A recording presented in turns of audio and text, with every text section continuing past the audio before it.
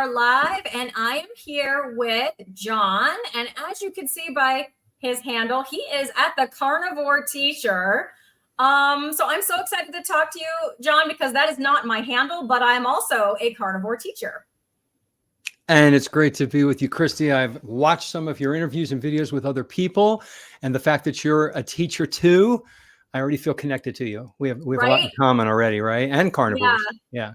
Yeah. I mean, between teaching and carnivore, I think we could talk for days. Yeah, we could. We absolutely on those couple of subjects, and we just met like right now. I know, we did.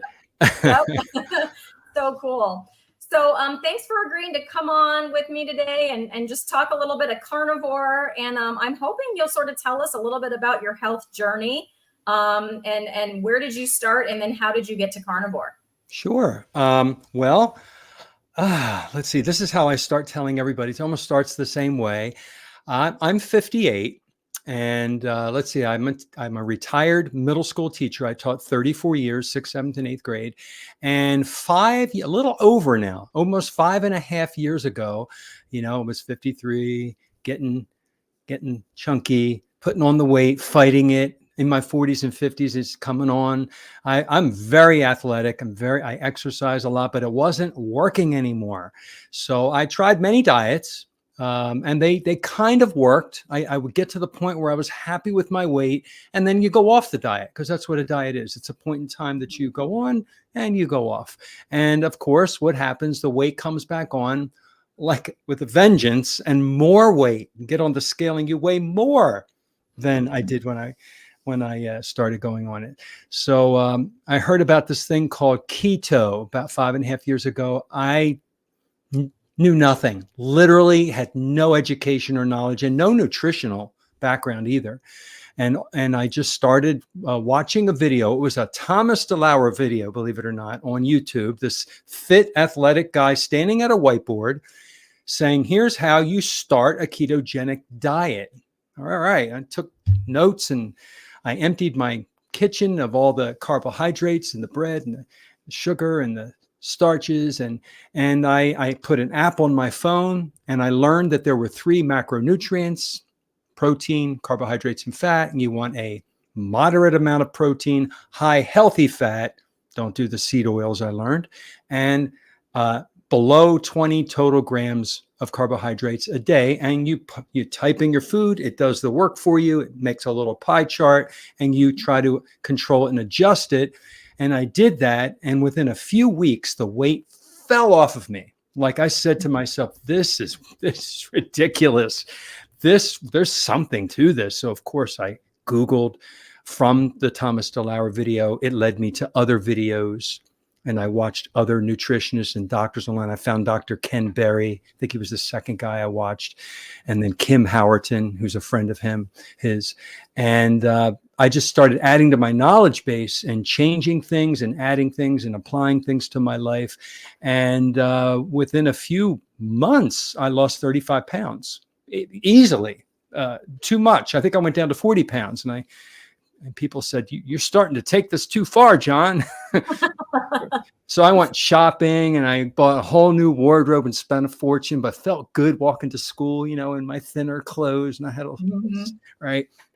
And that's how I started. I did that for 1 year. And about a year later, because I was doing a lot of plants that were low in carbohydrates, not knowing that those plants had anti-nutrients, especially the oxalate anti-nutrients. I was doing a lot of spinach, a lot of chia seeds, a lot of dark chocolate sweetened with monk fruit. As long as the carbohydrate count was low, I was doing black tea. I was doing black pepper, just all the things that are on the high oxalate list. Turmeric, cinnamon, I didn't know.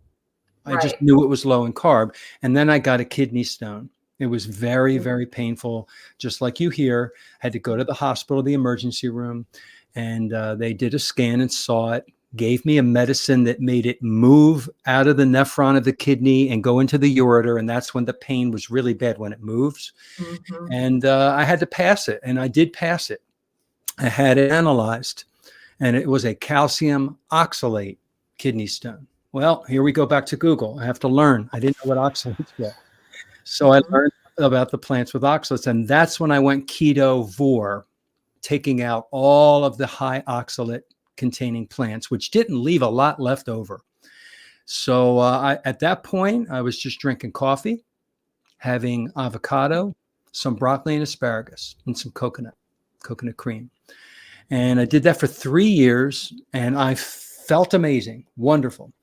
And, after watching Dr. Anthony Chafee and Ken Berry and all these other carnivores, Dr. Sean Baker, I watch them every day, a little bit when I'm exercising and doing things. I have my earbuds in, and I actually listen to them. And I thought, let's up this game a little bit. If this is so great so far, can it get any better? So I took out all the plants and I weaned myself over 30 days off of coffee just to see. I figured I could go back on coffee if I absolutely had to. Mm-hmm. And everything got better just that much more. I mean, significantly. It was amazing. Very noticeable. So as of over a year ago, I'm a full carnivore. I don't have any plants at all, not even coffee. And that's how I get to where I am today. So 1 year keto, 3 years ketovore. And so far, I'm going to be doing carnivore. Maybe I'll dip back into ketovore from time to time, but I don't really see myself doing it that much. But I'm okay if I do it because I know I don't have any, issues if I go a little ketovore with the plants, as long as I stay away from oxalate.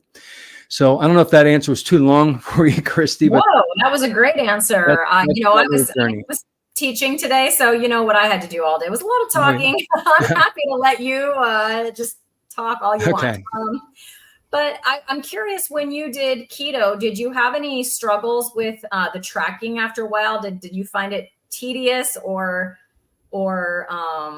I don't know, anything like that? Because I know for me, I tracked at the beginning your journey sounds very similar to mine, except my journey through ketovore was like faster. Gotcha. and not because of the kidney stone. It was just laziness. Okay. Honestly.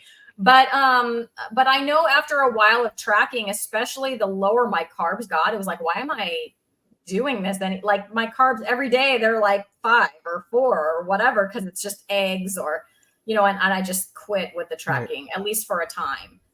Did you find that tracking to be tedious, or are you one of those that kind of enjoy it? Well, I got really good at it, and I started, missing a day because I was like, I'm working. I had a million things to do. Come home, got all the house things to do, all the, your personal life and papers, So I was starting to get lazy with it, and I'd skip a day or two, and I just kind of faded away. And I thought, I'm tired of this.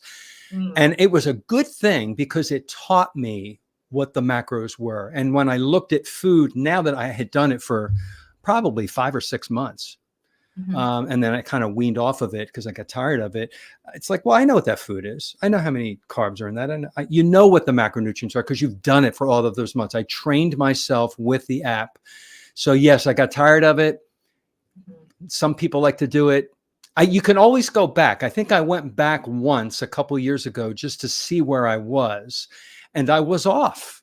This is when I was ketovore. I'm like, oh, look at that. I'm going to, readjust this. So it has its place. It's a wonderful teaching tool to teach yourself about nutrition in your own body and foods. And it's a good thing to always have at the ready if you ever want to just see if you're still doing it right on your own. So I don't do it anymore. Yeah, I recently brought tracking back as I've had a little bit of weight gain going into carnivore. And I'm not sure if it's my thyroid, if it's that I'm 48 and I'm heading more towards menopause. I don't really know what it is. It's stabilized now. But one thing that I would say that has helped me was just realizing, because I was very much, how you talked about like your yo-yo dieting phase and like you go on this diet. I mean, I did that, but to the extreme, right? So I was extremely restrictive of calories.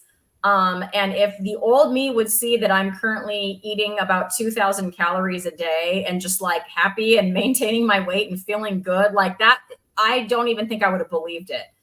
Because I was definitely trying to keep those calories under 1,000. And there were points on like I would eat 1,000 and I would gain on that because I had restricted so long that my metabolism was just completely shut down. So I don't know if it's my metabolism still healing or whatever it is. I decided I'm not going to worry about it because I feel good. I'm not overweight, so I'm just going to let my body do what it's going to do. But I picked up the tracking again for about 6 weeks just to see, because I had no idea. I had only ever tracked for carbs. And so I was tracking for like protein and fat and like those ratios and just playing around with that a little bit. Right. It was interesting. Now I'm kind of over it again. I did it every day for 6 weeks, but I think really what I got out of that, it didn't help me with my weight any, but I'm just like, oh my gosh, I'm eating and I'm nourishing my body. And it's like, wow, it's amazing. So it's really good to know that, as a person who really had, I don't know if I had an eating disorder. I might have, I don't know, because I wasn't diagnosed, but it was very disordered. Right. And so now it's like, I feel like I'm healing from that and coming back to, what I should be doing to keep myself healthy. So I was wondering about your ketovore experience. And so what are the differences? So you basically lost all the weight on keto. Mm-hmm. You had an oxalate problem and went, oh, I guess I need to learn about oxalates now. And then you said, but when you went ketovore, you felt better. And when you went carnivore, you felt better still. Can you elaborate on some of those benefits? Elaborate. Where did you get that word? I'm a teacher. It's how That's my too. I wonder. Please elaborate. Pass it back. Well, basically, from the standard American diets, now I'm changing my vernacular. I'm saying standard world diet when I make my videos, but Right. you and I live in the US. So the standard American diet, what I ate was cereal every morning. And I thought I was doing myself a favor by having granola and oatmeal and not the sugary cereal. And of course, for lunch, I would have a salad with any kind of salad dressing with the soybean oil and the high fructose corn syrup and maybe some meat in there. And for dinners, trying to remember what I had over 5 years ago, we would have sometimes TV dinners with that, paragraph of ingredients Yeah, I did that I cringe at now. Or go out to eat a lot. I would go out to eat a ton on the weekends. That was the reward after working exhaustively all week with the kids. It's Friday night, Saturday. I want to go out to dinner and just pick anything on the menu. And, I was getting a lot of seed oils, a lot of carbs and sugar, and it just wasn't working anymore. So when I went keto and I cleaned up my diet, my body just, I guess I didn't go through the keto flu like a lot of people do. And I think it's because I was kind of doing lower carb than most people who are on the standard American diet. Okay. I didn't eat a lot of pizza and macaroni and cheese. I mean, I did have cereal and things like that, but I don't think I ate like a lot of people ate because I knew sugar wasn't good for you. Even though I'm an addict to sugar, I knew to be careful with it. Yeah. So when I went keto, major difference. Weight loss, I felt wonderful. I couldn't get enough education about it. And then going, after my hit on the head with the oxalate, after I got through that trauma, going ketovore, all I had was a little bit of broccoli or a little bit of asparagus with the meat at dinner. Mm-hmm. My coffee in the morning, I would have a half of an avocado in my lunch, which is always eggs and meat. And I felt so much better with taking out even more of all those plants that I used to eat, because I used to have a lot of spinach salads. I mean, I just overdid it. And then, knock it up again, knock it up to carnivore. And it's basically, I was almost lion diet. I really was. I had mostly fatty red meat, salt, water. I added eggs, and I also had wild caught sockeye salmon. So it's almost like the lion diet. And doing that is like an elimination diet. You're removing all the toxins. Anything from a plant is a toxin. There are so many anti-nutrients, even in broccoli, even in cauliflower, the diindolylmethane and the sulforaphane in those particular plants they say is good for you. It really isn't. It's a toxin to thwart the animals from eating it. That's why when I was a kid, I used to go blech to vegetables. All the green vegetables I had, I went blech. Right? Mm-hmm. Kids tend to the instinctive gut instinct. You got to cover them with cheese or something. Right. Well, my mother gave me maple syrup when I was a kid to pour on the vegetables to make me eat my vegetables. Whoa. And it worked. I poured it. I bet it did work. My mom put cheese. Okay, so there you go. And so that's how I still hated vegetables all my life. And then as I got older, I thought I need to have my vegetables because the message is you must have so many servings of fruits and vegetables to be healthy and get your nutrition, right? It's bashed into our brains in commercials and everywhere. So now I know better. I know what the body's looking for. The body is not looking at calories. The body's not looking at um, food groups. The body's looking at protein, carbohydrates, fat, vitamins, and minerals. That's all it sees when you eat.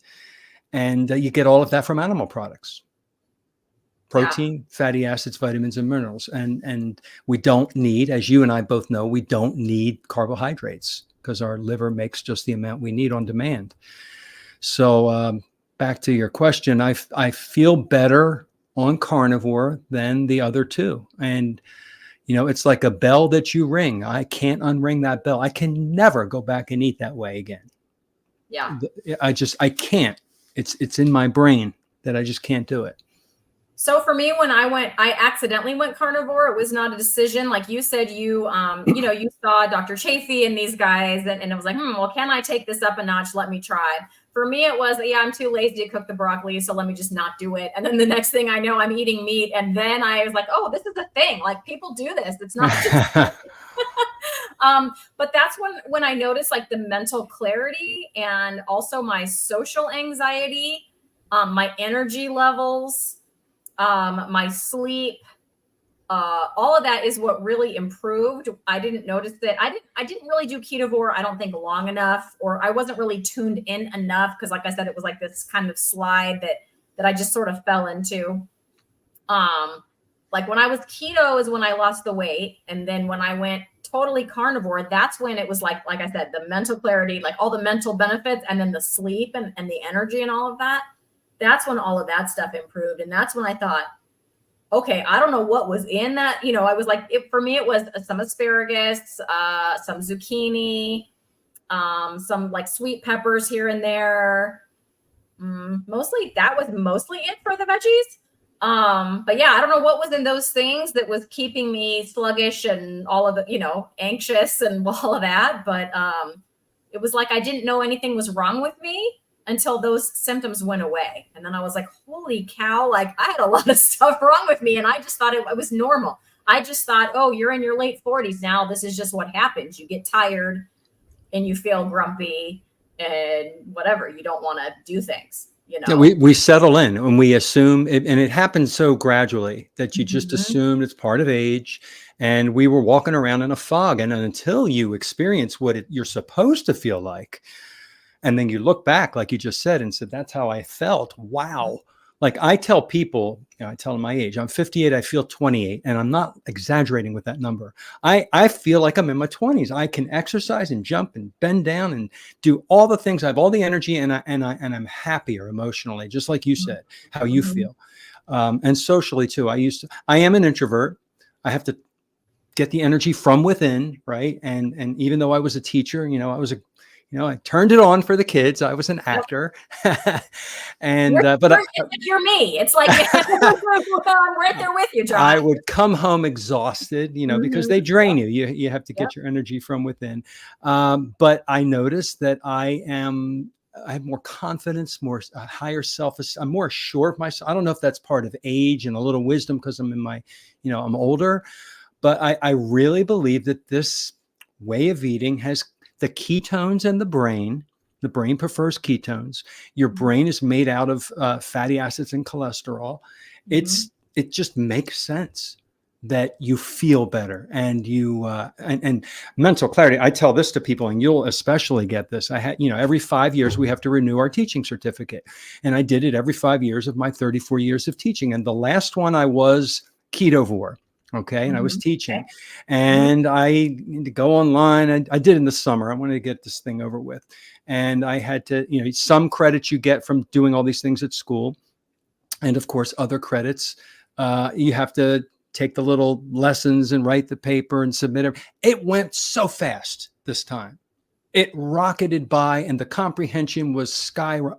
I noticed a noticeable difference on ketones than when I used to have to do it before. Like a little bit of ADD and distraction. I couldn't concentrate, couldn't focus. Mhm. And big difference when I renewed last time. I mean, I went through it so fast. So I don't know if you've noticed mental acuity improving.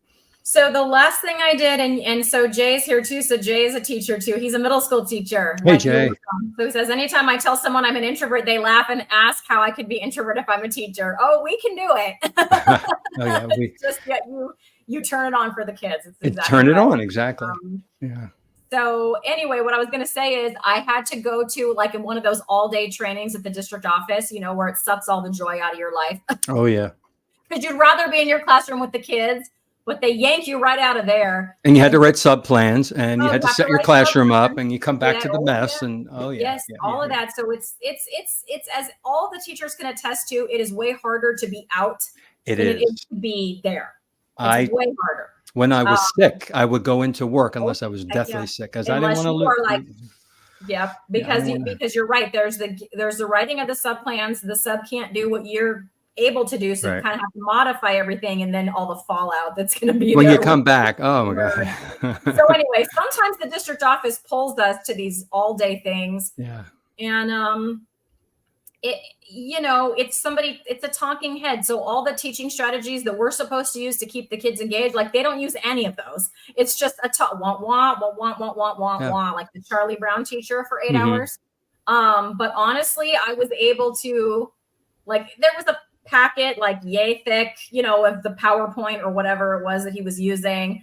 And I was like following along and taking notes, and I felt pretty energetic until maybe the last 30 minutes when I was like, all right, big difference. Wow. 3 o'clock now, but yes. Yeah. And everyone else was like snacking on all the stuff cookies and whatever. And of course, I'm not even tempted by any of that, which I want to talk with you about in a minute. But I'm not even tempted by any of that, but everyone's getting up to get their more coffee. And I still do drink coffee, but it's mostly decaf now. I only have 1 cup of caffeinated coffee in the morning, and then I just enjoy the coffee experience. And so I still do drink decaf throughout the day. But like, what I'm trying to say is it didn't take like copious amounts of caffeine, to try to keep myself going or force myself to focus, or you can see like the other teachers with the glazed over, which I don't blame them because it's not exciting.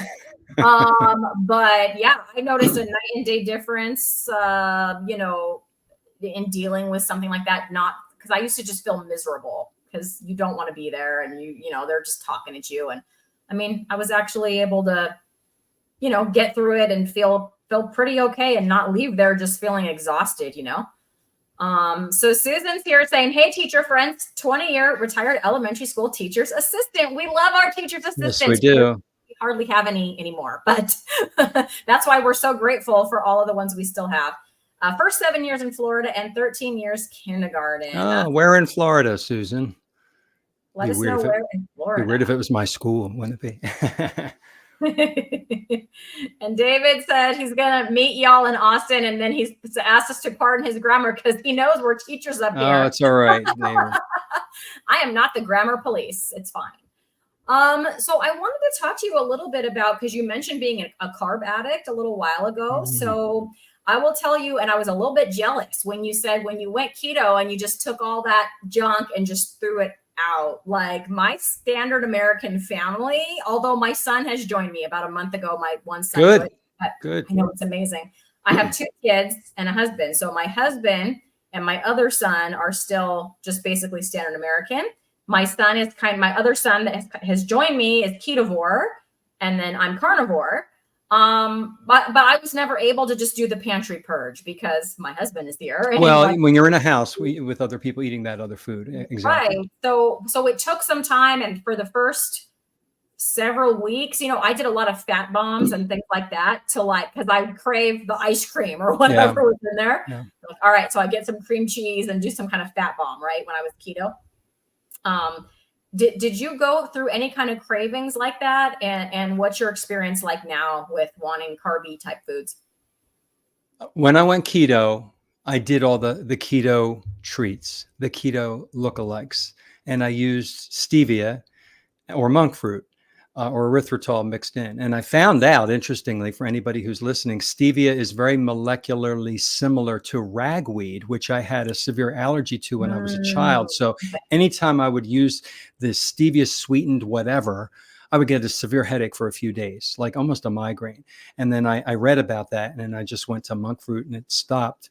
But, I was still feeding my addiction with the other sweeteners that don't raise your blood sugar. And I would make the brownies and the cheesecake and the chocolate, which gave me the oxalate problems. And I did that for a year while I was doing keto. And of course, I realized, I need to get off of this.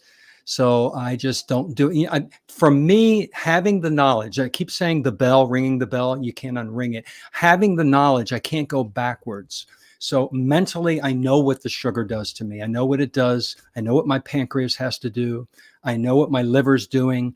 I know all the facts, the deep down scientific biological facts.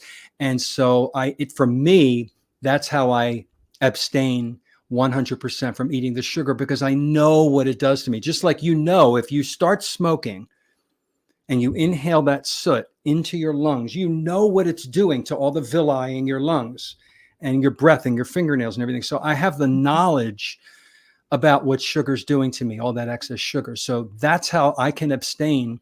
And I abstain from sugar, and now all the other sweet things too, the monk fruit and the stevia. I don't touch any of that, because when I was dipping into it when I was ketovore, I noticed, okay, I'm going to have one after dinner. Now I'm going to have it after lunch and dinner.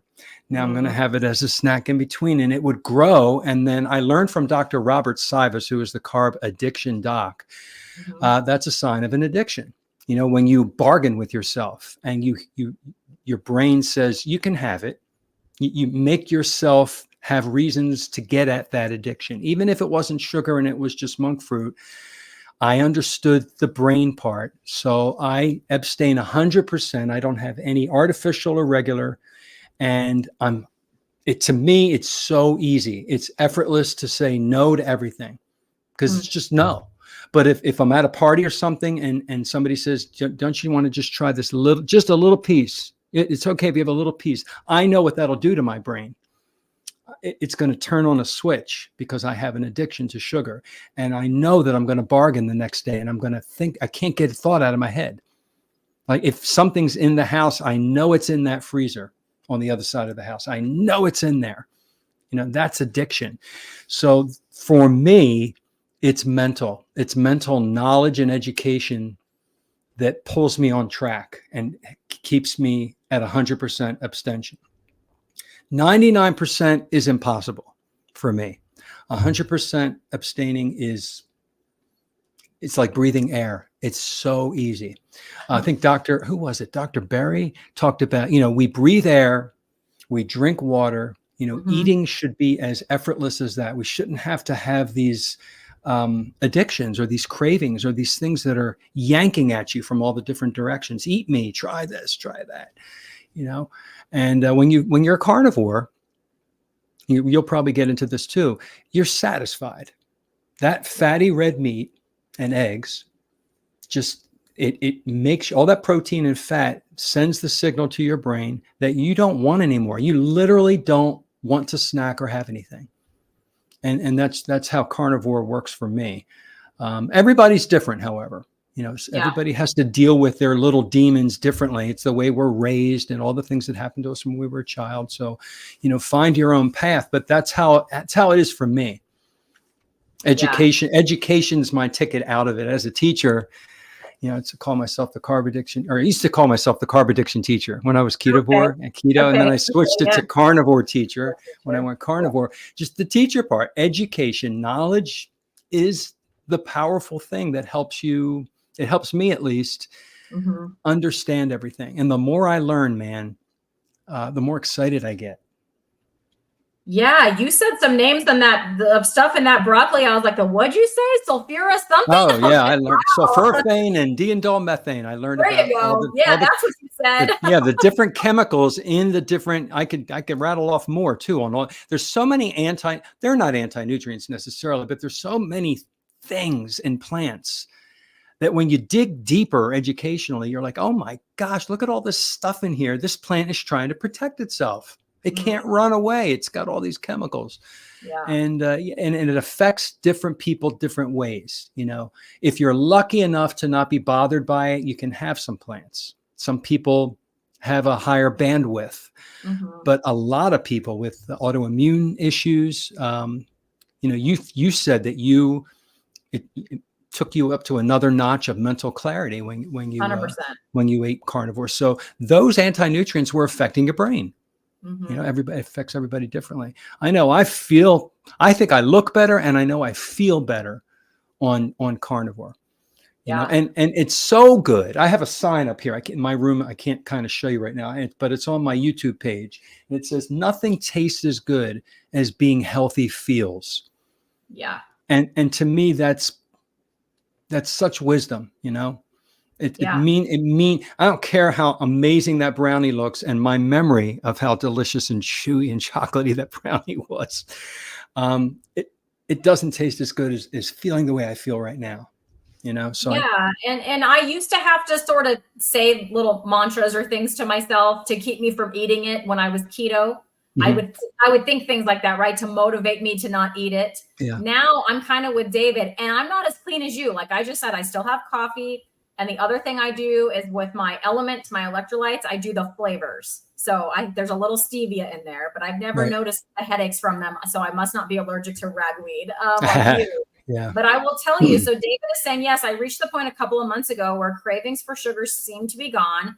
I can be in a room with fresh bread, donuts, or cake and not really care. Yes, not only do I not really care, like I can remember what they taste like, but doesn't tempt me anymore. It's weird. I mean, it's good weird. But if you had a piece right there in that room, you would, I think the craving might start up. It does for me. And I don't know if it would be for David, but if you stay off of it, I can be at parties. Christmas just went by, and I went to several parties and gatherings, and it was all over the place. Yeah. And I didn't stare at it, but I didn't touch it. Yeah. And easily. When I see people eating it, I feel kind of bad for them because I know how bad it is for them. And I wish they weren't eating it. Those are the thoughts that give me a microphone. I'm going to tell you all about how bad the sugar is. That's how I feel like I want to. But of course, you can't do that because nobody wants to hear you, especially at a celebration or a party. No, that's a topic we could talk about that I don't know if a lot of people talk about, is how do people handle social gatherings, rituals, birthdays and holidays. I mean, it's hard for people. It's difficult for people. So for me, I tend to be a logical kind of left brain person. That helps me because I'm not like emotionally invested in a lot of that stuff. I could like take it or leave it kind of. But I get why it is hard for people and the connection that they might have to, connecting a food with a specific memory, or like grandma who may not be here anymore and you want to have that food because you had it when, you know what I'm saying? Right. Something grandma made you or that type of thing. I totally get that. My whole family knows that I'm carnivore, and actually it does make it easy that my mom is like really meat-based, like Dr. Berry, keto. Good. Yeah. So if I'm going to her house, for sure, there's going to be a whole bunch of meat. And then if anybody else wants the other stuff, they just bring it. Or there'll be like charcuterie, like all that stuff that's carnivore, right? That I can have. And when I go to my husband's parents' house, they know how I eat too. In fact, my mother-in-law asked me about it one time, and we talked for like 3 hours, not because I just went on for 3 hours. She kept asking questions, and then I would answer open it. Door. Yeah. So, but they will always make sure, or we'll work it out ahead of time. So like, she'll say, I'm serving this. So last time she made a tri-tip. I mean, tri-tip is great. So we had tri-tip. I didn't feel the need to bring anything. The time before that, she made ham, but it was honey baked ham. And I just personally wasn't going to eat that. So I brought a picanha. So there was honey baked ham and there was picanha that, everybody could choose, what they wanted. Right. At Christmas, my aunt, she didn't know I was carnivore. She knew that my mom and I were keto, and she was very nice that she made, because she'll bring the dessert, right? So she made a keto cheesecake. So what I did was I ate the cheesecake part, which did have some sweetener in it, but like I didn't have the crust, which was like almond flour. Oh, So I yeah. felt like it was like eggs, cream cheese, and a little bit of swerve. I think I was good with that. And honestly, it was the coolest thing because I didn't want like the next day. I wasn't like, where's that cheesecake at? Like I didn't bring any That's home, but I good. also wasn't wishing that I did. Yeah. Like I had my piece on Christmas and I was fine. And like I said, I didn't eat the almond flour crust. So that's kind of what I do. My family knows. Now it's weird. I haven't been to a wedding in years. And this year, since going carnivore, I've been to 2 weddings. I thought I was past the wedding stage, but now my friends' kids are getting married. Right. Right. So I'm starting to go to these things, right? And my good friend that I teach with, she's my teacher partner. So I teach the math and science. She teaches ELA and social studies, and it was her daughter that got married.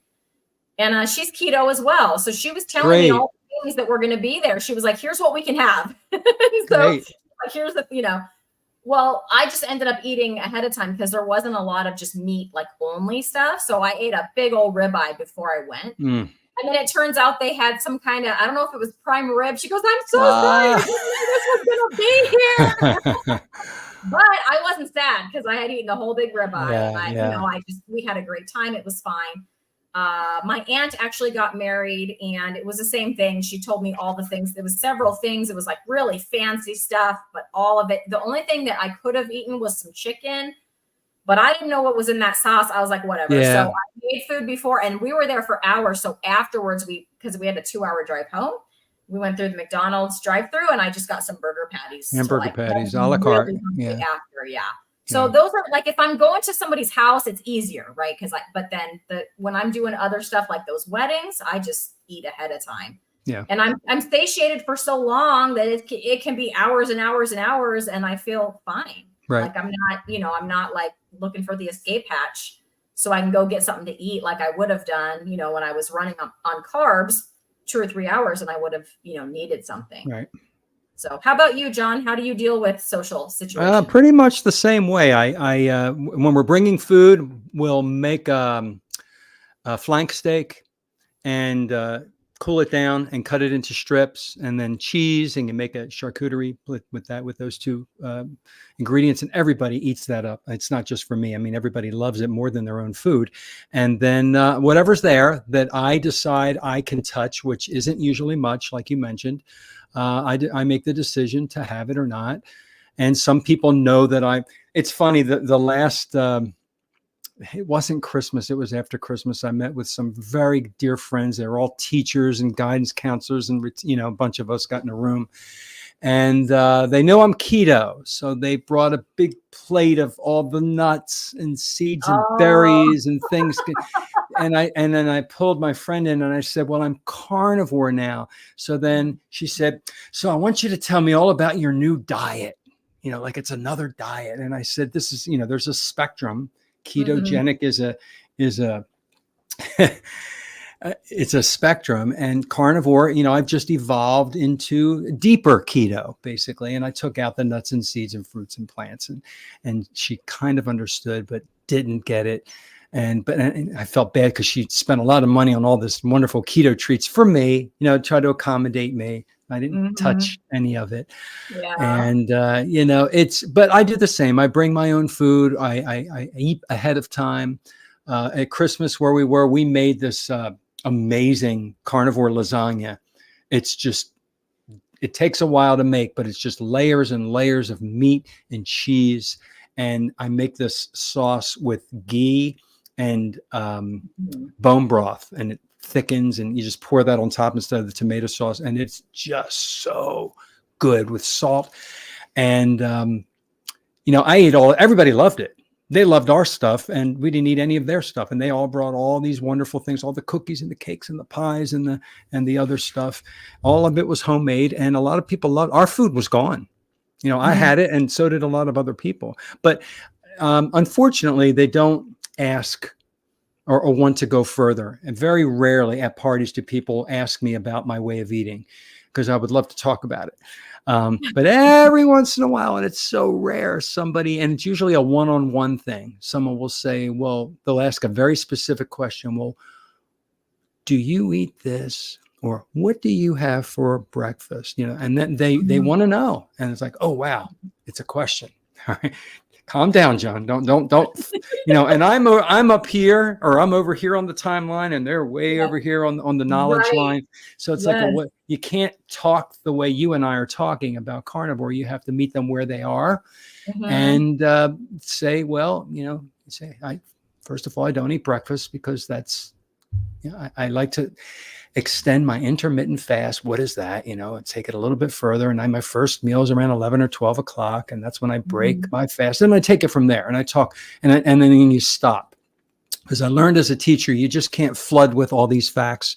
People get lost in the weeds. So you just listen to the question and just answer the question as basically as possible. And then they'll ask you another question. And like my younger brother, has watched me do this now for 5 years. He lives in Pennsylvania and never wanted to talk about it with me. But lately on the phone, I'm getting questions. Well, Hmm. what do you do? Well, what about vitamin D? Do you take this and do you eat? How do you make that? And I'm like, wow. After I hung up on the phone, I'm like, wow, I'm getting questions. He's Mhm. thinking because what he did is he saw me transform because we've seen each other Mhm. over the 5 years. And I've discovered that that's when people want to talk to you. They see you and they notice changes and differences, not just physically, but every other avenue, your mental and emotional health. And Yeah. that makes them ask questions. People, and then there's the other people, unfortunately, that you're like a mirror for them. And they don't want to see you or talk to you because you're putting a mirror up in front of their face and they're staying unhealthy, especially Mhm. obese people. And you make them feel bad because you look so good, you got better and they got fatter, if you know what I mean. Yeah. And that sounds rude to say it that way, but I'm noticing some of my friends are distancing me because I think I make them feel bad. I feel bad that they feel that way. I would love to help them. Mhm. Yeah. Yeah, 100%. Okay, so David has a question for you. He said, John, where did you meet Dr. Westman and others? I saw the pictures, Oh, Carnivore Conference. Did you get a chance to talk to them much? yes, yes, yes. It was at uh, Boca Raton. They had a low carb USA in Boca, which is right up the street from where I live. I live in Boca Raton. So I just paid for the conference. I didn't have to pay for the hotel or the airplane. And I went to that conference and I met uh, Dr. Eric Berg, Dr. Eric Westman. Uh, who else? So many pictures. Oh, Dr. Ben Bickman, Professor Bickman, who he signed. I Oh, went up yeah. to him. I looked at him, and I just held my book up and went like this. And he said, "Come over here." And he Oh, that's so cool. signed my book, and I got to listen to all of them talk, and so many other speakers. Some I never heard of before, but that now I follow. So yeah, and some of them talked to me for like 15 minutes, like we were friends. I met the Keto Mojo creator guy, and he spent like 20 minutes talking to me, not even about the Keto Mojo meter, just about anything. Just what a great guy. It was wonderful. So if any of you who are listening, if you have an opportunity to go to a low carb or carnivore, some kind of function, look into it.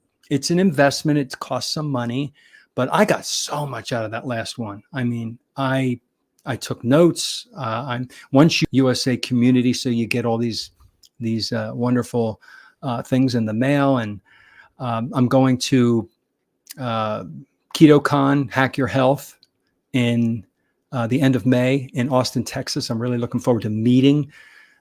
You're going to good. I get to meet you in person. I'm going to be Yeah. there too. You can Get to meet me see. and my We can mom. go see Dr. Anthony Chafee, Dr. Sean Yes. Baker. Sean Baker interviewed me, so I get to go meet him live in person. Oh, So I hope that's cool. I'm kind of Okay. excited. So I get to meet you and your mom, Yep. and Carnivore Soldier. I get to go see Larry. Yes, Larry's Um, going to be there. yeah, And David.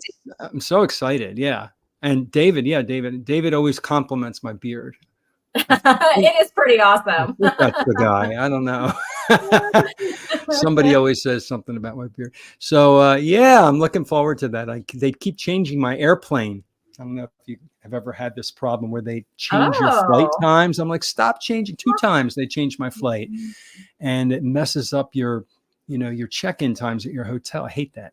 So I'm Oh. hoping it stops doing that so I can get there without having any problems. But Yeah, looking forward to it. Yeah, I still have to buy my plane tickets, but I don't have to worry about a hotel. My mom's cousin lives in Austin. Oh, that's And going to save you a chunk of money. she's letting us borrow her car, like, because she has more than one vehicle. Oh, She's like, just wonderful. borrow a car, and like, so you don't have to rent a car, and you can just sleep here. Oh my So we're God. like, yes. Yeah, So that's we're real taking her cool. to the Brazilian steakhouse because We're going there. Larry and I, we're going to go there during wait, an afternoon somewhere. Maybe we can all go together, a big crowd. we all should totally do it. That would So be great. David's follow-up question is, did anyone recognize you as the carnivore teacher? That's what I'm wondering. If people are like, eating wellness. And I'm going to be like, yes, it is. A few people came up to me, which was really, I felt like a movie star. And they're like, Right? you're the carnivore teacher. And they shook my hand. I saw your Oh, interview with Casey Ruff. And, you know, it's funny, the audience that I get who watch me, they're from all different, like this one saw me from the Casey Ruff interview. This one saw the Sean Baker interview. This one watches my YouTube. Somebody only does Instagram, and they're like, I follow you on Instagram. So that's why I post to different things and you get different audiences. Not too many, you know, a couple people came up to me, but it kind of felt cool. You know, they knew who I was and I didn't know who they were, you know, and one lady, I think her name was, I think it was Tia. She wanted to take a picture with me. I'm like, oh, really? You want a picture with me? Like, wow. who the heck am I? So pretty cool. I ran up and took a picture with all the famous people too, as David saw, and of course I posted them because I was like a little kid at one of those things. You're in a large room with all these people who think the same way you do, right. You know, and you don't have that where you live in the real world right now. You know, everybody, so you can talk and explain and nod, and everybody gets each other. And it's kind of cool. Yeah. Susan says she's talking about your thoughts about what you were just saying. People who are on the STAD don't want you to talk about the proper human diet, so they avoid you. I have to let them ask me before I share how I lost 168 pounds. Whoa. Wow. 168. Yeah. That's amazing. Gosh. Susan, start saving your money, because next year I definitely want to do, I don't know which one I'm going to do. I might actually do Ketopalooza, because I've heard that one's pretty awesome. It's usually in October. I've heard of that one. Year, but I can only do like one. Like it's expensive, and then if you're teaching, you know, you either have to get sub plans and use your sick days, or I'm retired. I can go to them now, but the very first one I went to, I had just retired a month before, and it was Keto Orlando, something in Orlando. I forget what it was called. And I got to meet Dr. Berry, took my picture with Dr. Berry and Kim Howerton. So it's that kind of like gave me the bug. I'm like, I want to go to more of these. This is really exciting and fun. I wish that it was like a week later, because I am going to use some personal days. And I have to write sub plans for 3 days. Yeah. And because I just don't want to, I'm taking Thursday, Friday, and then the Monday after. I get it. I am. So I got to write plans for 3 days. And then when I go back, I literally have 4 days and we're out of school for summer. Oh, just would have made it like the next weekend. I'm surprised they're letting you, because I remember they wouldn't let us. They didn't. It's not they didn't let us. They severely frowned upon taking days right at the very end. Yes, they severely frown upon it, but it's not the last day. There's a few that in our by contract we cannot do unless like we have to be like on our deathbed, right? Right. It's like the kickoff day, the big kickoff day, beginning of the school year. I don't even know what they are, but there's a few days like that. But our one of the things that's in our contract is we have 4 days. So we have 10 days every year that we get. They're all under the big umbrella of sick time. Same thing. Four of those days are personal business days, and they're basically, you just think of them as none of your business. So you can take them off for personal business, and you just put personal business, and they can't ask you why or any of that. Right. So I've used one personal business day, and I still have 3. So I'm using them to go to Austin. I remember that. Having to think about those days. From Austin, because I don't want that to be like after I get back, I'll post later. Yeah. But I'm not. Oh, I see why. Yeah. My socials from Austin while I'm there. Right. I do that sometimes when I take a trip. I don't want people to know where I am when I'm there. Yeah, but if the school district gets wind of that I'm there and I'm posting from Austin, I just don't. There could be backlash from that. I get it. I get it. because I I'm won't. not I won't tell on using you. them I for promise. necessarily for a trip. But Uh, yeah, David's not wrong. He's like, Christy, it's not like you're going to be fired. Yeah, it would take a lot to get rid yeah. of me, and I don't Yeah. think taking 3 personal business days and using them for my personal business counts. So now I probably should have started and I didn't, but someone up here mentioned picanha. I was wondering, John, have you tried? Here we go. Have you tried picanha? Because it's like I think it's right up there with ribeye for my favorite. Just cut. had it for dinner tonight. No, you did not. Yeah, I Oh my did. Isn't that a gosh. Okay, coincidence? that On is my interesting. Traeger grill. And the way Okay. I do picanha, I mean, there's many ways to do it. And what I do is I love all that fat, that big lip of Yes. fat. So I Yes. actually take a very sharp knife and I cut a lot of that fat off. I put it in my food processor and I put it in Tupperware in the refrigerator, and I use that fat and I mix it with butter when I make all these other things that I have other meals, right? Oh, Because okay. it's so much fat. There's still a ton of fat left over. And then picanha is kind of thinner and then thicker. So I take a tenderizer mallet and I bang the living heck out of it so that it's as even, it's kind of even all Okay. around. And it's about the thickness of a good ribeye steak. I pound the sucker. And then Okay. I dry brine it. I learned how to dry brine all my meat, my bigger pieces of meat. I dry brine in the refrigerator and with salt, and then just cook it on the grill like a steak. And it's so good. It's not the most tender cut of meat, but the flavor. I don't know Yeah. why this steak has such an amazing flavor, and it's fascinating the different parts of the beef cattle. How Mhm. the flavor's different. Yeah. Love picanha. Love it, love it, love it. How do So you make yours? yeah, I cook it more like a roast. So when Mm-hmm. I first made them, and I don't do this anymore just because lazy. I get rid of a lot of stuff because laziness. Lazy. It's a good way to do it. But it is good. So I take a butter. I don't do the butter anymore. I just do the smoked salt now. Uh-huh. But I was using butter, and then when I stopped doing that, it still tastes good. So I just stopped doing it. But you just make butter really soft, or like room temperature butter, or like put it in the microwave to get it soft enough. And then you just like slather the whole outside of that with butter. And then you salt. Actually, before the butter, I would rub the salt into the meat. And I use the Redmond smoke, the hickory smoked Mm-hmm. salt. I have that. Rub that into the meat. And I don't measure. I watched a video of yours today, and you're like, Did I you? don't really measure. And I'm like, me neither. Oh, which one? The poach and egg one? The poached egg one, you're like, about that much vinegar. People used to ask me, well, how much of this and how much of that? And I'm like, I don't know. I just do I it. know. In my cooking videos too, I'm like, I don't measure stuff. It's funny, but so yeah, so just as much salt as I think looks good, and I rub that into meat. And then when I was doing butter, same thing. I would just kind of slather the butter all over. Then I crank up the oven to 500 degrees, and when it's hot, you put it in. So let's say it's like a 3-pound picanha. So then it's like 5 minutes per pound. So about 15 minutes. I might go a little under if it gets to be that big. If it's like a 2-pound picanha, 10 minutes is pretty good. Anyways, about 5 minutes per pound of meat at 500 degrees. And then you just turn off the oven and just let it ride in the oven for anywhere from 1.5 to 2 hours. It kind of depends on your oven. So some people have told me when they've done the 2 hours, they like it a little more rare. So then you just go for like 1.5 hours, but you just let the oven kind of naturally lower in temperature.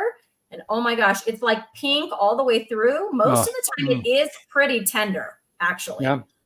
Not as tender as ribeye, but it Not makes like it ribeye. Yeah, that's what I more meant. tender doing that. And I feel, and I leave. So do you get your picanha from like a butcher? Because there's fat on my picanha, but mine are from Walmart. And I mean, I don't take That's any where I of get mine. I get mine at, they have a big from, old tub of them, right? In yeah. Walmart. And I just get it at They have a Walmart. little- I would okay. love to get grass-fed, grass-finished, from a butcher and everything, or locally sourced. And I don't have farms close enough to me here. I could drive about an hour. I haven't done that yet. And, we shop at Walmart, be honest with you. And we have Publix grocery store here. So Publix, we have Fresh Market, and we have Sprouts. Yeah. So I got a grass-fed, grass-finished picanha, but they had cut off the whole fat cap. There's like no fat cap on it. The only reason I bought it was because I wanted to compare the grass. I was at my rancher, which is how an was hour it? from the house. Yeah. So I have not made the picanha yet. Oh, honestly, okay. I just went about 3-4 weeks ago. and I've been eating some of the other stuff, but I find that honestly, this might get me, I might have to lose my carnivore card over this, but I don't really like the grass finished meat. Like it tastes like grass to me. It tastes like how wet grass smells. Oh, wow. Is what I'm finding. I So find the grass finished to be gamier. There's like yeah, a metally taste. I don't know how to describe it. yeah, it tastes grass. I And mean, grain finished tastes better. You're right. Yeah. So I'm paying. So actually, the first thing that I ate was like this roast that I just did in my crock pot, and it was super good. And I was like, oh, this, and it was grass finished, and it was like super good. I don't know if it was like the seasoning I used. I don't know, but I've had a couple of steaks. I haven't tried the burgers yet. I got what they call a steak lovers box. There's not really many. They should just say beef box. I don't know. But anyways, it's like a variety, let's just say. Yeah. And I haven't liked anything except for that roast. And I bought a picanha separate because I could see that it didn't have the fat cap. But picanha is my jam. And I'm like, I just want to try this grass finished. That was before I had, tasted any. But I will say that we ordered a half a cow from them, and I changed my order to grain finished. Because I mean, we're spending however much it is for half a cow. I say we because it's myself, my mom, and my brother. You want it to taste, on half a cow, but it's like, it's cheaper per pound. It's like $2.55 a pound. That doesn't include the butchering, the cost of butchering. And now you have a freezer, another freezer other than the refrigerator in your kitchen. Yes, I didn't have one. I went and bought one when I became a carnivore. I bought one so I could stuff it with purchase ever. It is. Yeah. In my garage, because that's how I can afford to eat so many ribeyes, because I buy them when they're anywhere. If they go between $6.99 to $8.99, anywhere in that range, I fill that freezer up. And so because I can't afford it, at full price. And ribeyes are my favorite by far. I love them. Yeah, they're so good. So every weekend I make a picanha, and then the rest of the week I'm either eating ribeye or burger patty, or if the ribeye has not gone on sale and all my ribeyes are gone, I will eat a chuck eye. Now, that's one that I discovered too. Very recently from the Bearded Butchers. Have you heard of these guys? Yes. All right. So I discovered them and freaked out and watched a million videos of them putting everything on the table in the shape of the cow. I bought one of their knives. I really got into them. And I didn't know what that was. I went and found, they're not hard to, they're kind of difficult to find, at least where I live. And every once in a while I'll find those chuck eye steaks. And it's like a poor man's ribeye. It tastes, it's soft and tender, and the taste is like ribeye, but it's a little rubberier. But it's so good. Love it. Yeah. And it's nice because where I live, they're $7.99 a pound, like all the time. Like that's the regular price. Good. They occasionally go on sale, those chuck eyes. But yeah, if I can't get ribeye, then I do that. David would like to know, I don't know what my thoughts are, because I would not do this, because I keep all that fat cap on the picanha and eat it with the meat. But he wants to know if you have thoughts on removing the fat cap and air frying it. Man, it seems like that would be a crunchy love fest. Try it. You could try it for sure. Do you air fry anything? I personally have an air fryer that I just got. I got it for Christmas for my in-laws, but it's not one of the basket ones. It's one of the multi-function. Like it could be a toaster oven, it could be an air fryer, all right, it could be all the things, which I kind of wanted, because we had a toaster oven. I didn't have room for a toaster oven and a separate air fryer because our house is small. So I wanted one of those so that we could just 86 the toaster oven and kind of replace it with something that does a little bit more. So, but David is vouching for my method here, John. I've done 2 picanha roast using Christy's method. Superb. All right. Give it a try, carnivore teacher. I'll try it that way. 500 in the oven. What did you say? 5 minutes per 5 pound. minutes per pound. Then turn the oven off. 3 minutes. I do a little less than that, or 3 pounds. Like I'll do more like 12 and a half minutes, because I do like it a little more on the rare side. Oh yeah, I do too. Because it continues to cook. By the time you put it on the table. And then I also never cut into meat right away. I let it sit 10 minutes, maybe 7 minutes, and then the juices reabsorb back into any meat that you make. So if you're doing it rare, it's really almost between rare and medium rare by the time you cut into it, because it's still cooking.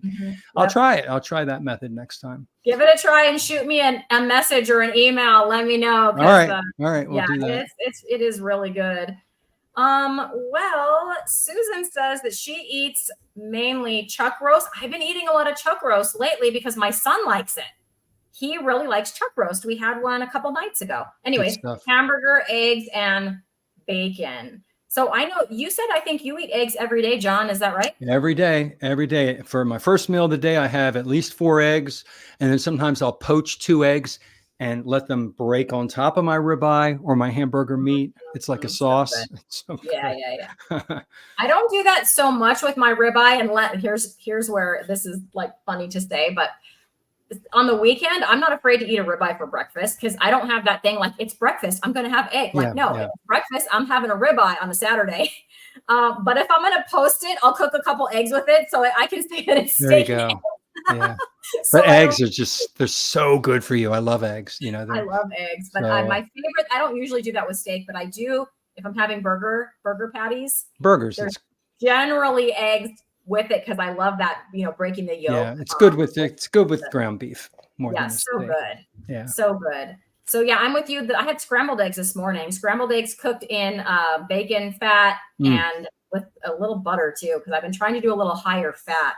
Mm-hmm. I've been watching some things about female hormones, especially in thyroid and fat. So I'm like, all right, I'm going to like lean a little more toward the high fat carnivore. And that's interesting to talk about because my body physiology and your body physiology, everybody, we have our 77 hormones, the big ones, the testosterone, the estrogen, the glucagon, the insulin, they're all, and your thyroid, T3, T4, everything is affected by fat when we eat fat and protein.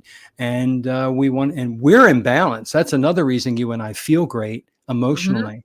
Because our hormones are all in balance because we're eating carnivore. We're eating the proper human diet. And we were not in balance before.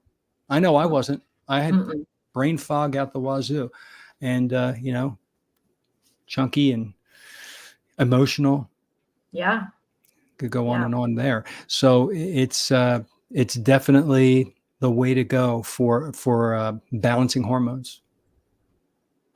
So David is saying years ago, sirloin cap / picanha was one of those really cheap cuts. We grew up on a farm and we usually ate it quite a bit, but typically smothered in a thick gravy, not carnivore back then, the 1970s. Wow.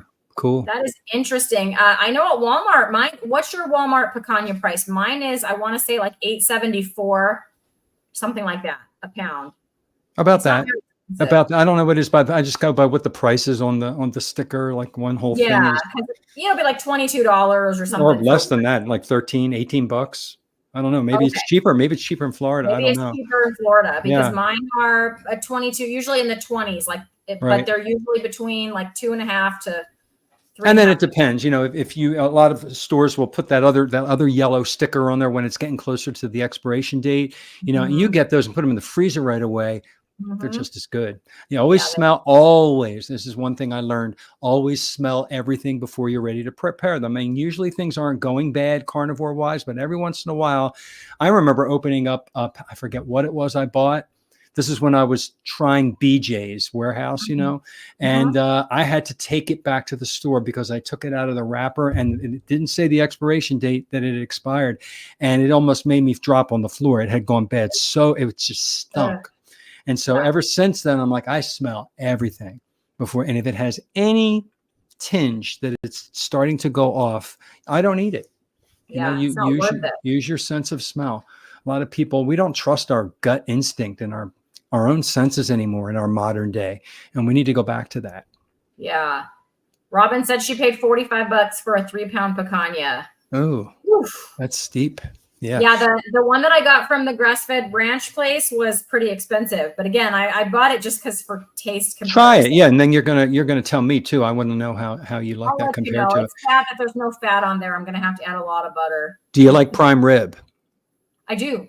Like a standing rib roast. I mean, I just look forward to that around the holidays. I just use that instead of, I don't do turkey. And oh my gosh, I just love a good rare prime rib. Good. I think I like that even. One left because they went on sale for like $5.99. They were cheaper. Yeah, they were cheap back then. I bought 3 and I have one in my freezer I need to pull out. Yeah. So I mentioned using bacon fat and BK saying I'm using pork fat again to bake the meat and eggs. It tastes better than using cream or butter. Yeah. If I'm going to do chicken thighs, which I'm mostly beef, but I'll do chicken and pork, you know, Every here and once in there, a while.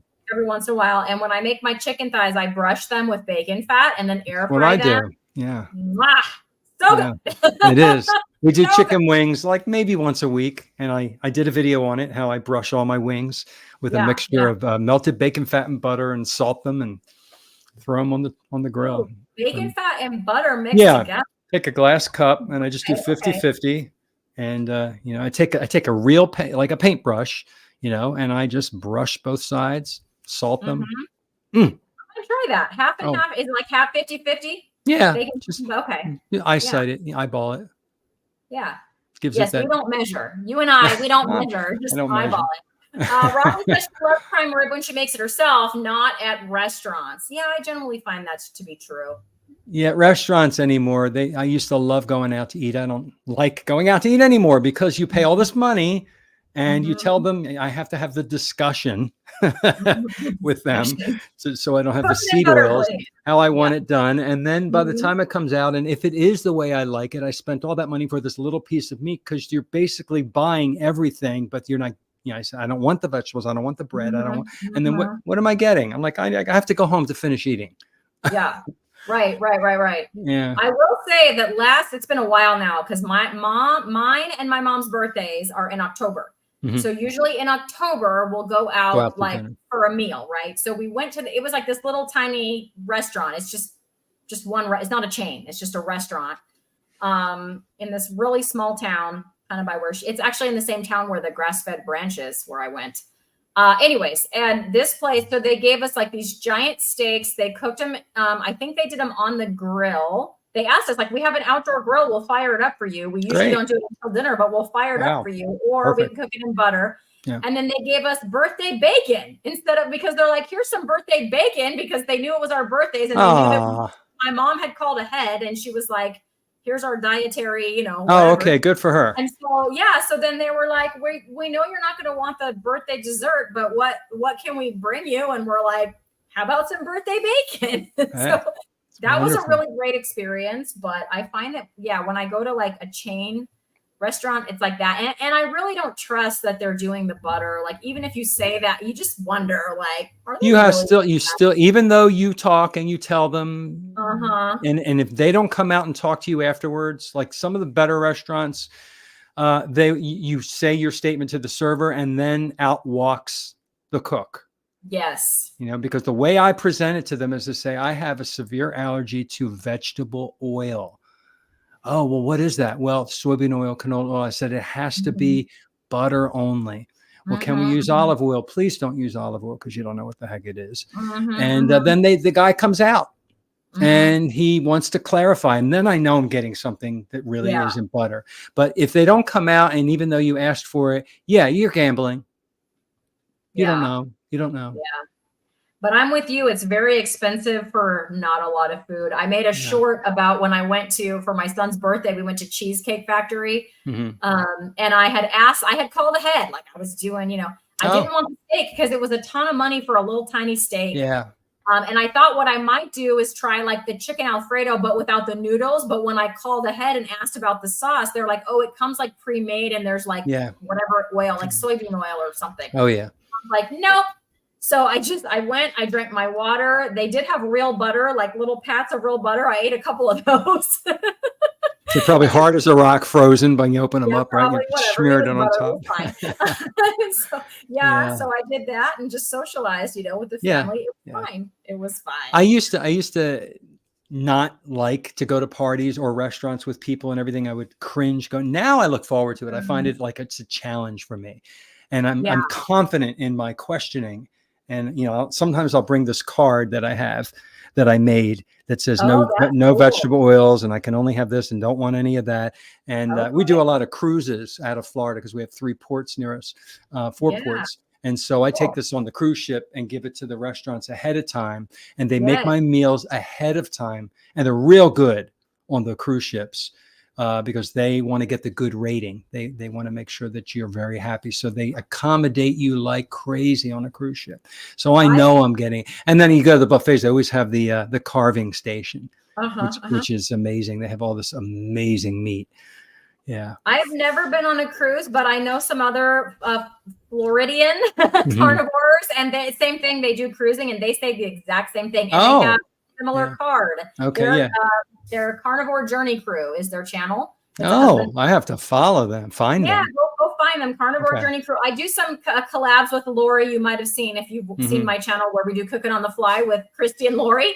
Lori is the female half of Carnivore Oh, all Journey. right. I'm gonna Yeah. take a So, closer but look they at that. talk about that, and they made those little cards too, those Yeah. little allergy cards, and they said it was great because they put it in, and just like what you said, they make the food ahead of time. They Ahead get of their time. food Yeah. fresh, it's hot, it's great. So they were like, and they even had the last cruise they went on, the chef even made them some kind of carnivore dessert, like without Oh, sweetener. wow. That's kind of nice. Some You kind of don't know if he did it right, cheese. but Who they knows? But they said it was delicious. try. That's cool.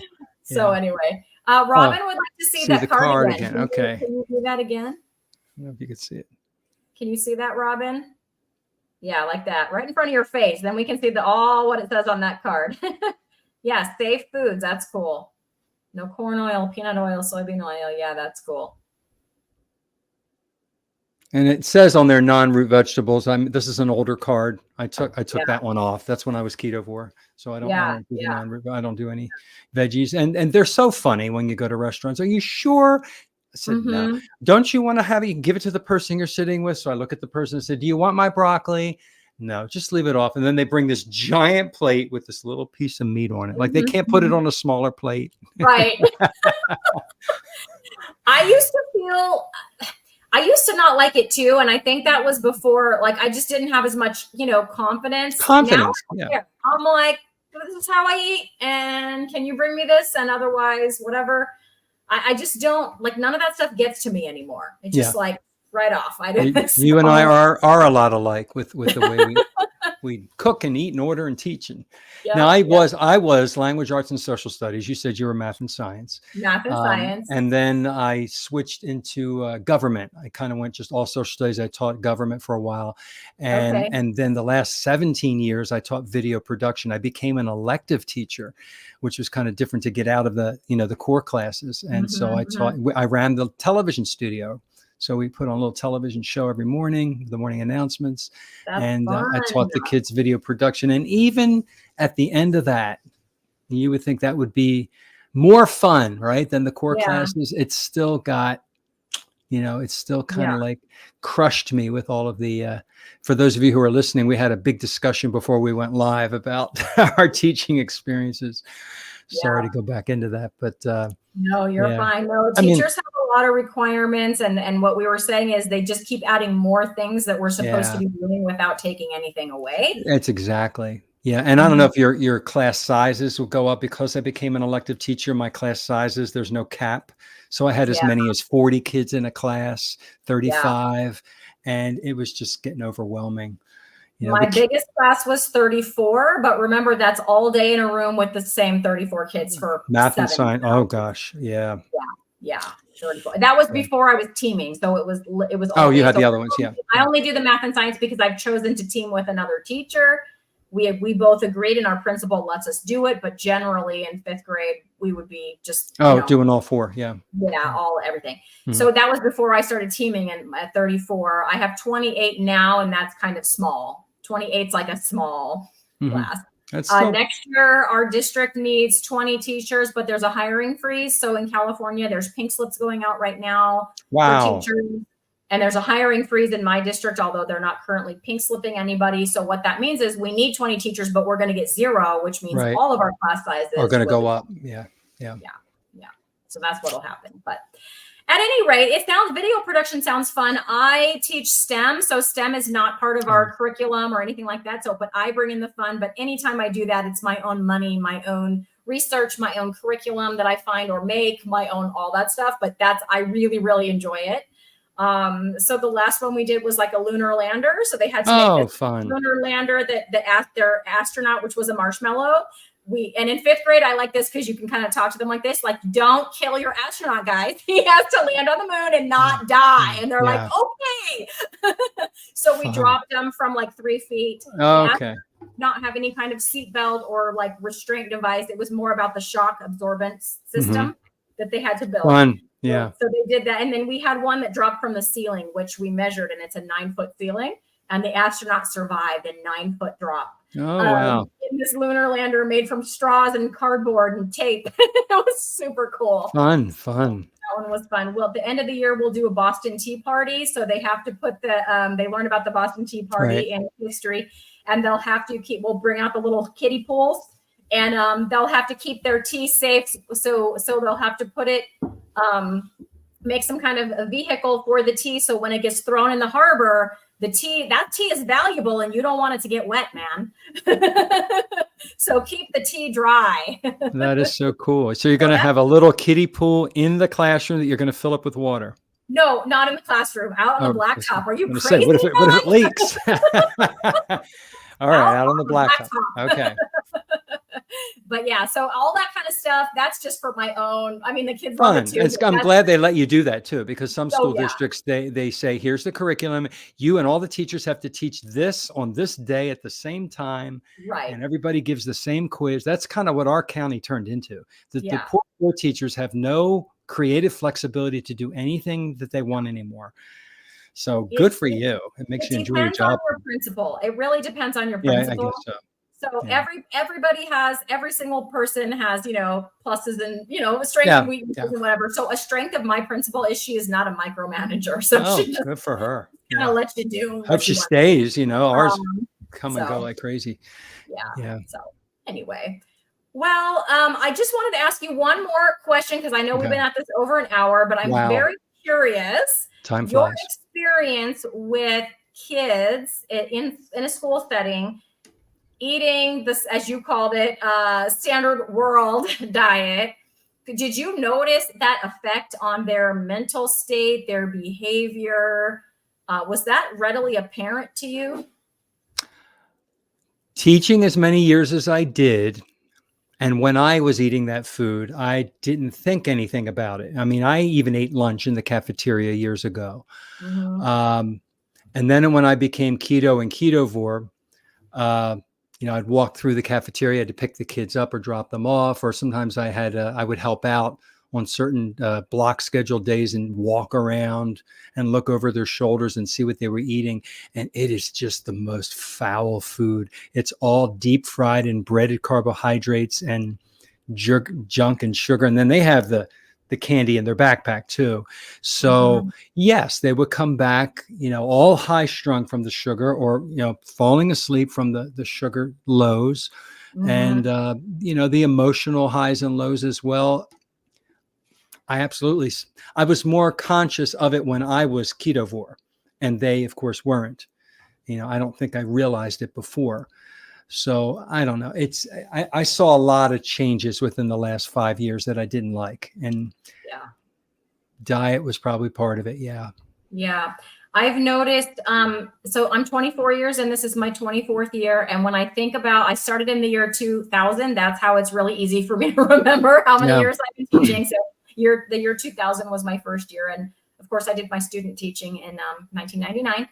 But there is a huge difference, because I've basically been in 5th grade the whole time. Wow. Yeah. My first 2 years I was in 4th grade, and then I've had 2 4-5 combos. Currently I do have a 4-5 combo actually.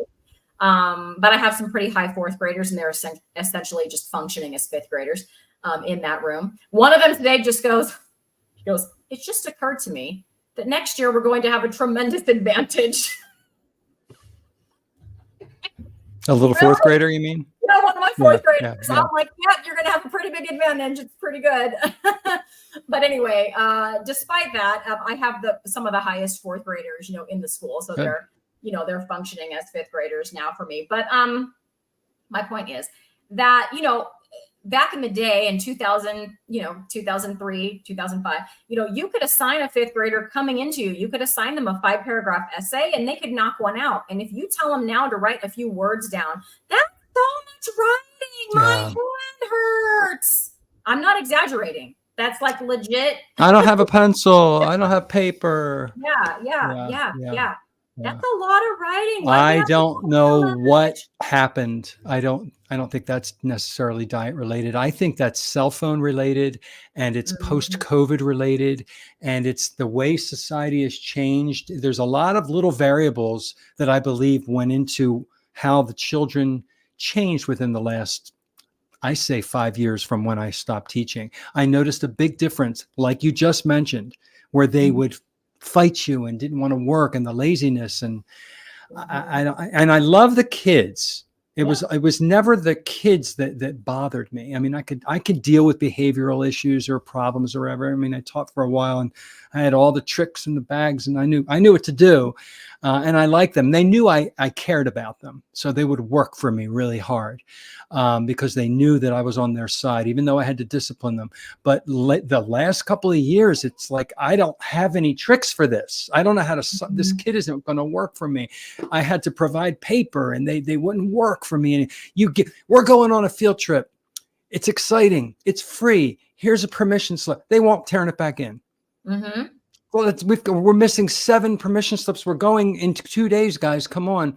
They could Mhm. care less. And then all they do is they go back to their phone. Mhm. Okay. I Mhm. fought this more than anything in the world. And we have policies. You're not allowed to use them, but they Right. couldn't take them away from the kids. Right. The kids were Same. allowed to keep. So they would, of course, sneak them out of the back pocket. Mhm. They're looking down, and had to fight them Yep. on the phones. And that's, I think, part of what just changed, Yeah. ruined education for me. Yeah. Yeah, and and then they sneak that, and then they'll sneak other things, like they try to sneak eating chips in my room and Oh, yeah. chewing gum in my room, and yeah, they sneak all that stuff, and then kids will be like, "There's chips on the floor."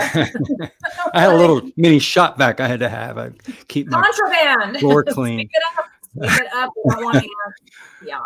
Yeah. But yeah, I just noticed. I mean, when you think about when I started versus now and what Oh, the so kids different. Yeah. could independently do, and then now even the parent attitudes. So at the beginning, parents understood that a fifth grade kid could do that work. And now the parents are like, well, I think you're expecting too much. Right.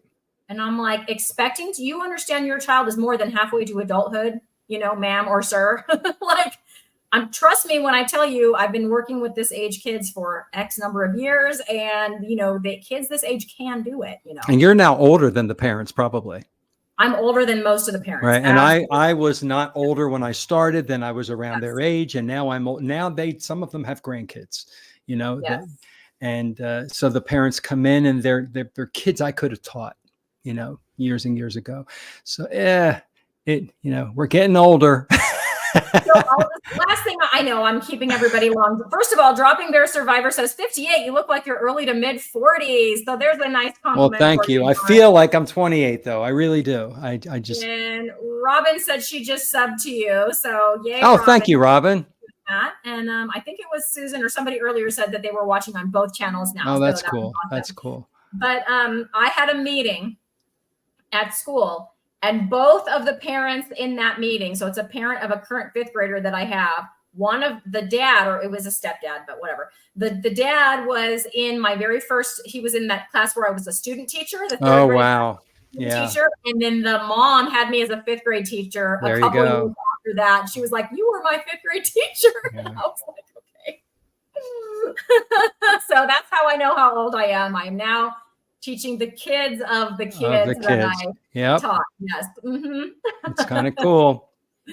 So anyway, I just want to thank everyone for hanging in with us tonight, hanging out with us tonight. This has been a really fun chat, John. I hope we can have a part 2 on maybe on your channel or my channel or whatever, because I really enjoyed this. So thank you so much.